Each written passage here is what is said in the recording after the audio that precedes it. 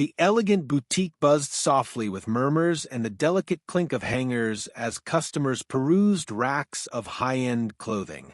Maya, a bright and curious 15-year-old, moved through the aisles with an air of quiet confidence.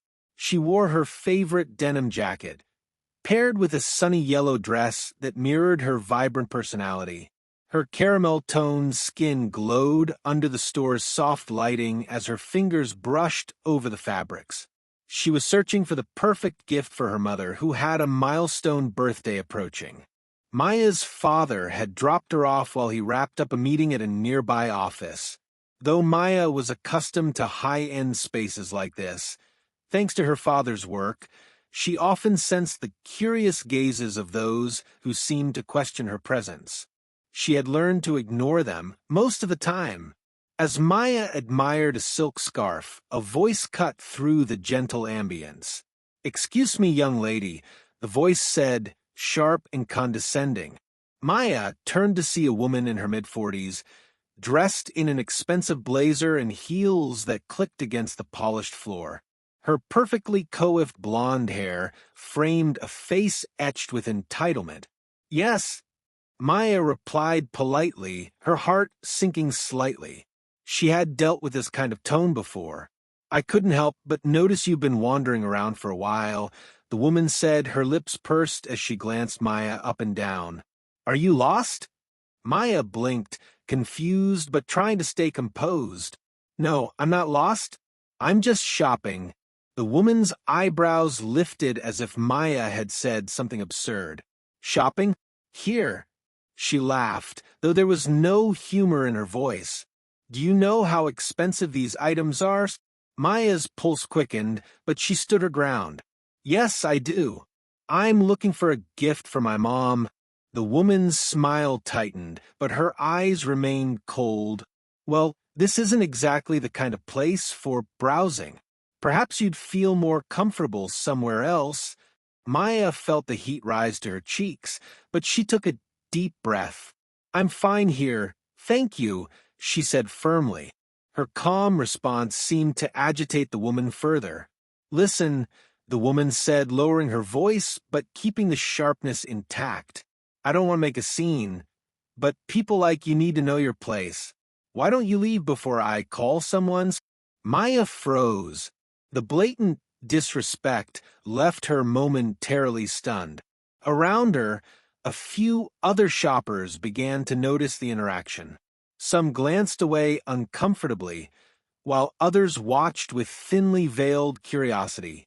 "I'm not doing anything wrong," Maya said, her voice steady though her hands clenched the strap of her bag. But the woman wasn't done. "I'll get the manager," she declared, her heels clicking as she marched toward the front of the store. Maya's breath hitched, but she quickly pulled out her phone and sent a text to her father. "Dad, can you come to the store? Something's happening."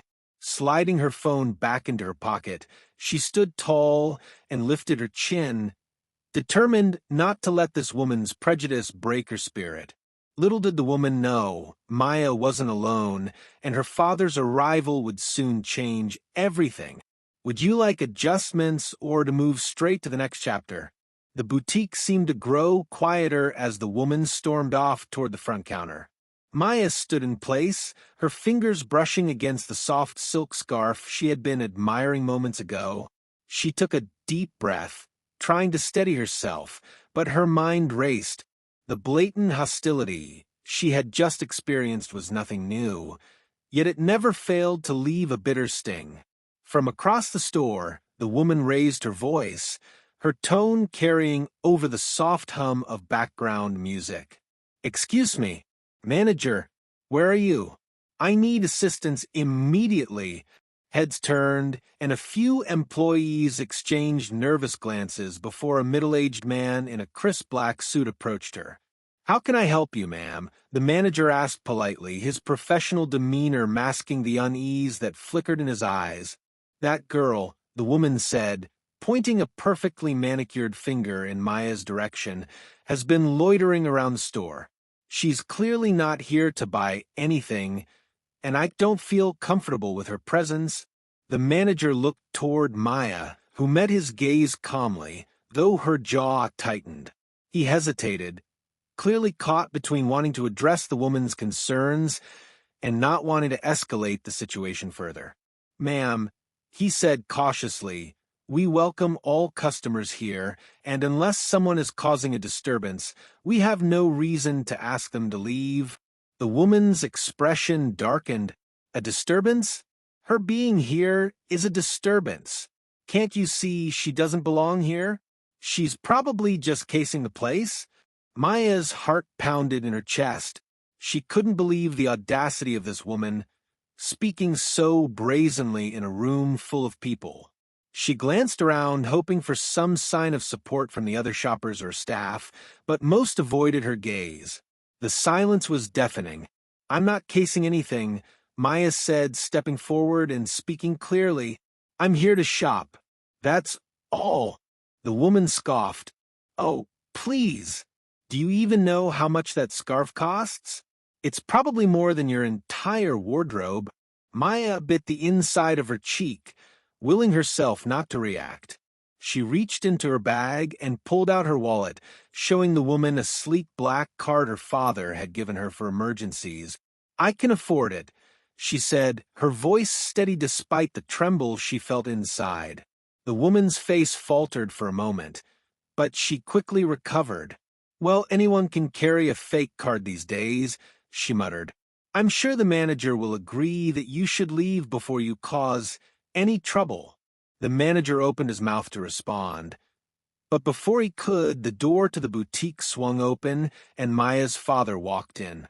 James entered with the kind of presence that instantly commanded attention. His tailored navy suit fit him perfectly, and his polished leather shoes clicked softly against the floor. His eyes scanned the room until they landed on Maya, and he strode toward her with purpose. "Dad," Maya said, her voice a mix of relief and restrained emotion. James placed a reassuring hand on her shoulder before turning to the woman and the manager. "Is there a problem here?" he asked, his tone calm but laced with authority. The woman's mouth opened, but no words came out. For the first time, she looked uncertain. The confrontation wasn't over, but the power in the room had shifted, and everyone could feel it. "Would you like the next chapter or adjustments to this one?" The air in the boutique felt charged, as if the very walls were holding their breath. All eyes turned to James as he stood next to Maya, his presence exuding authority and calm. Dressed in a tailored navy suit and with a quiet confidence in his stance, he was the kind of man who didn't need to raise his voice to command respect. The woman who had been so bold moments ago now looked visibly unsettled. Her confident sneer faltered, replaced by an awkward smile that failed to mask her discomfort. "I was just trying to make sure everything here was in order," she said, her voice losing its earlier sharpness. James regarded her with a calm, yet piercing gaze. "In order? What exactly does that mean?" he asked, his tone even but unyielding. "Well," she stammered, gesturing vaguely toward Maya, "I just thought she didn't seem like the type of customer this store caters to. You know, not everyone can afford." James raised a hand, silencing her mid-sentence. "Let me stop you right there," he said, his voice steady but carrying an undeniable edge. "Are you suggesting that my daughter doesn't belong here because of how she looks?" The woman's cheeks flushed crimson as her mouth opened and closed like a fish gasping for air. I didn't mean it like that," she stuttered. James nodded slowly, his expression unreadable. "Then how exactly did you mean it? Because from where I'm standing, it sounds like you judged her purely based on her appearance." The store manager stepped forward, clearly nervous. "Sir, I'm so sorry for any misunderstanding. I assure you, we value all of our customers here." James turned his attention to the manager, his voice calm but pointed. "I don't think this is just a misunderstanding. What I've witnessed here is a clear case of racial bias, and I'm not going to let it slide. This isn't just about my daughter. It's about how people are treated in spaces like these." Maya stood silently by her father's side, her heart swelling with a mix of relief and pride. He always knew how to handle situations like this, with dignity and strength. The woman, now visibly flustered, tried to regain some semblance of control. "I didn't mean any harm," she said, her tone defensive. "I was just trying to look out for the store." James fixed her with a steady gaze.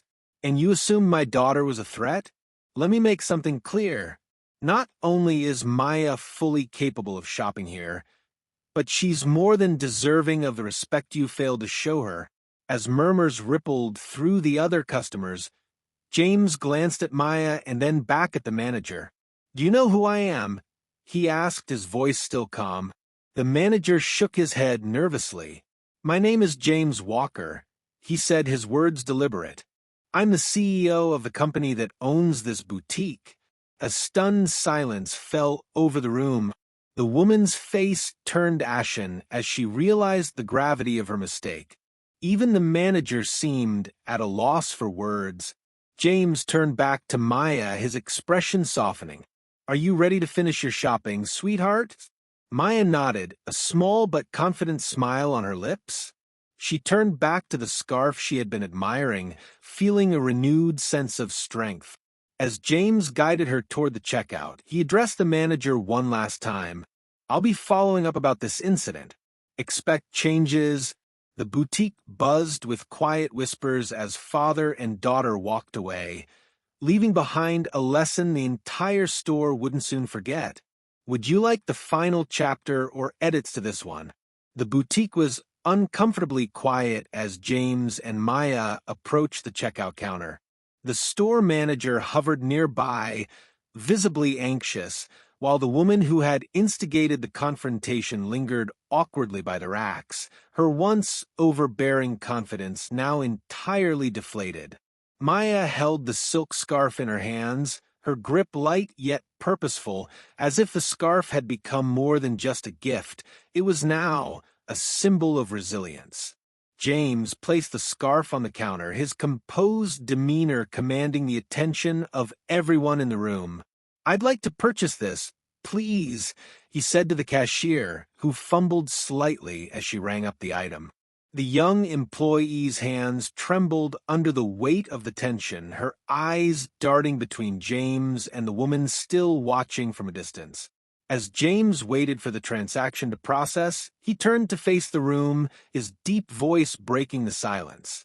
"Let me take a moment to address what just happened here," he began, his tone measured but resolute.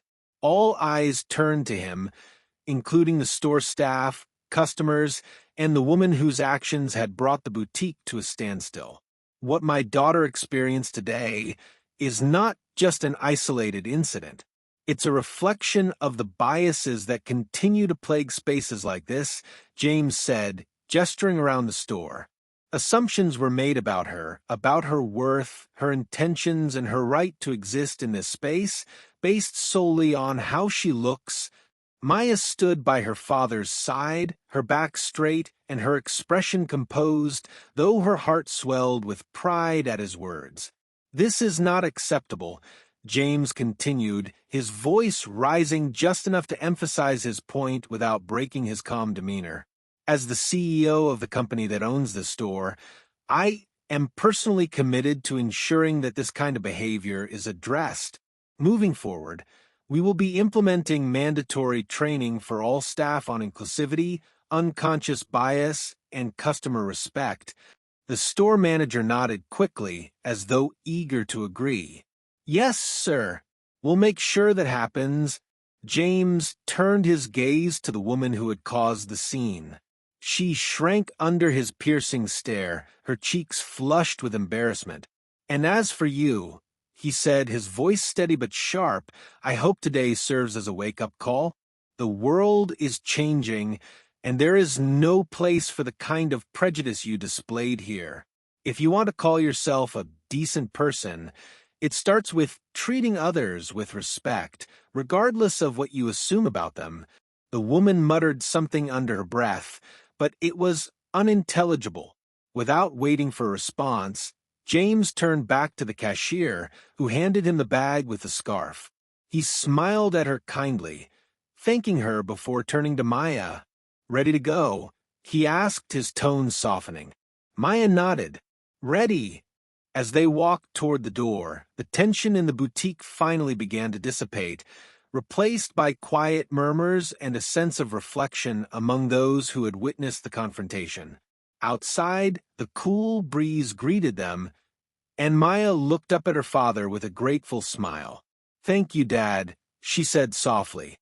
James smiled back, placing a hand on her shoulder. "You never have to thank me for standing up for you, sweetheart. You deserve to be treated with respect. Always." As they walked down the street, Maya felt a sense of pride and empowerment she hadn't experienced before. What had begun as a painful moment of prejudice had transformed into a powerful lesson, not just for her, but for everyone who had been in that store. And in her heart, she knew her father's words would leave a lasting impact, reminding others that dignity and justice always had a place in the conversation.